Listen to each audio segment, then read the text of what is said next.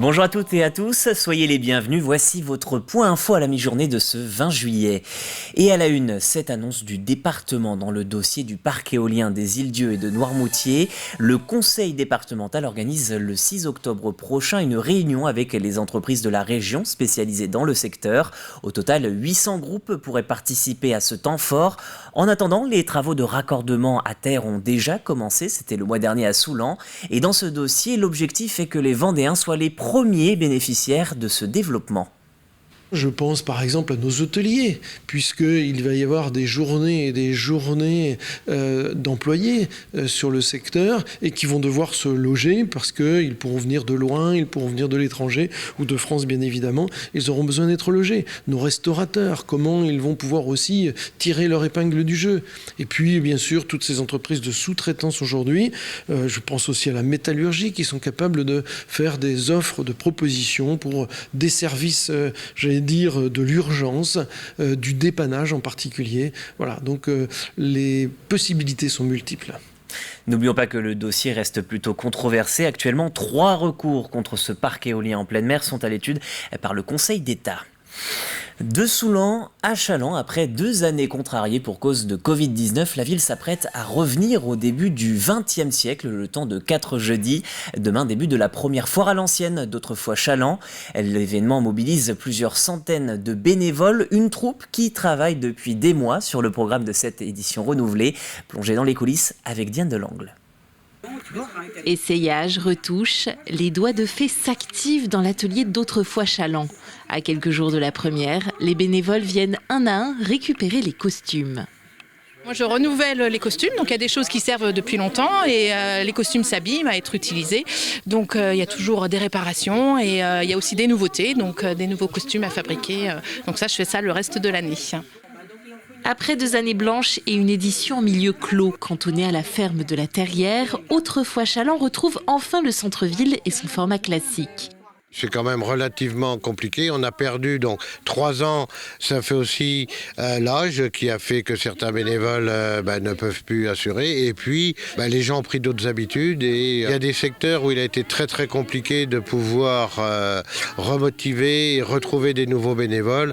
Je pense principalement, notre plus gros souci, ça a été pour la restauration, où là, on a eu beaucoup de peine à renouveler l'équipe. Il y a un bénévole de taille qui manquera à la fête. Léon le Canard, toboggan emblématique, a dû être évacué ce mercredi. Il sera remplacé par Noël le Poulet en attendant d'être remis sur pattes. Dans l'air du temps, on pourrait dire qu'il a attrapé la grippe aviaire, mais c'est plus une usure du temps avec la rouille qui a fragilisé certaines parties de sa structure. La grippe aviaire qui met à mal aussi la traditionnelle foire à la volaille. Elle sera remplacée par une exposition de photographies anciennes, en plus des animations qui font le succès des événements antérieurs. Une ambiance que les bénévoles de toujours s'impatientent de retrouver. C'était bien à la Terrière l'an dernier, parce que ça nous a permis de dire qu'on était toujours là. Oui. Mais c'était plus une grande kermesse qu'une foire à l'ancienne. Que quand on va en centre-ville, c'est vraiment la foire à l'ancienne. On aime faire la fête déjà. Et puis on aime être dans ces années-là aussi. Ça fait penser à nos grands-parents. Quand on nous dit vous êtes déguisés, alors là, on monte haut. Non, on n'est pas déguisés, on est costumés. Et ça, autrefois, comme autrefois. 700 à 800 bénévoles vous feront voyager dans le temps les 21, 28 juillet et 11 et 18 août. Début des festivités à partir de 10h30. L'entrée est gratuite. Quelques images à présent du côté de La Roche-sur-Yon, puisque la 5e étape d'itinéraire numérique a fait escale lundi du côté de la place Napoléon. L'événement est organisé par le Conseil national du numérique, une instance consultative et indépendante qui est menée par des experts du digital comme des journalistes, des anthropologues ou encore des chefs d'entreprise. L'objectif de cet événement est de nous faire parler du numérique et de nos usages. À terme, les remarques recueillies seront remontées au gouvernement. Et puis direction Saint-Hilaire-le-Vouilly pour découvrir Pierre Boissineau. Sa passion, les véhicules anciens, il en possède une quinzaine, tous issus des années 1930 à 1980. Ce féru de voitures a même construit son propre musée. Et si vous cherchez une idée de sortie, il est gratuit et va vous permettre de vous évader un peu. Grégoire de Châtillon vous y embarque. Rouler avec une voiture moderne, ce n'est pas sa tasse de thé. Sa voiture au quotidien, c'est cette Peugeot 404 de 1965. Pierre Boissineau est un passionné de véhicules anciens, si bien qu'il a créé dans cette ancienne grange un petit musée. Son nom, ici, le temps s'est arrêté.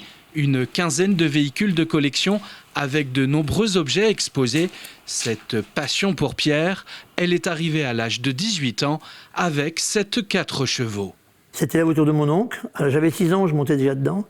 Il se fait que le hasard est pas toujours bien fait. Mon oncle décède quasiment le jour où j'ai eu mon permis. Et mon père m'a dit, ça sera pour toi la 4 chevaux. C'était mon parrain en plus.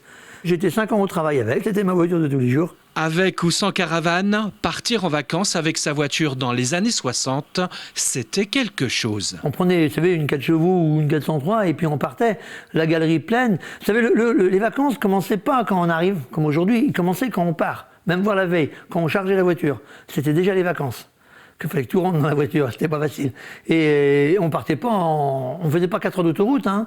C'était 2 jours quelquefois. Et la voiture, c'est un objet. Dans les années 60, même les années 30, la voiture, c'était le plus beau objet qu'on pouvait posséder. C'était sacré dans une famille, hein. On faisait des photos avec la voiture, on fait plus ça aujourd'hui. C'est la passion. Puis il y a l'odeur, il y a le regard des gens aussi, qui nous regardent, qui nous font bonjour, souvent d'ailleurs, ou ils lèvent le pouce. Ça, c'est notre remerciement, ça. Pierre a transmis sa passion des voitures anciennes à son fils Frédéric. Ensemble, ils font vivre leur musée. Leur plaisir est de faire plaisir avec ces belles carrosseries. Ici, une Peugeot 302 de 1937 destinée à la jante féminine. Elle était très facile à conduire, beaucoup plus facile qu'une Renault d'époque. J'en ai fait la démonstration, que je suis un peu curieux. Et c'est vrai qu'elle est très souple, elle roule très vite, puisque 90 pour une voiture de 1937, moi je trouve que c'est beaucoup. Toutes les voitures roulent. Cette Peugeot 301 de 1934 n'échappe pas à la règle. Le musée, ici, le temps s'est arrêté, situé à Saint-Hilaire-le-Vouilly, est ouvert gratuitement sur rendez-vous. Et voilà pour ce point actuel à mi-journée. Je vous remercie d'être toujours au rendez-vous. Je vous souhaite une très belle journée, une belle après-midi. On se retrouve dès ce soir 18h pour un prochain point en direct sur l'actualité. Belle journée.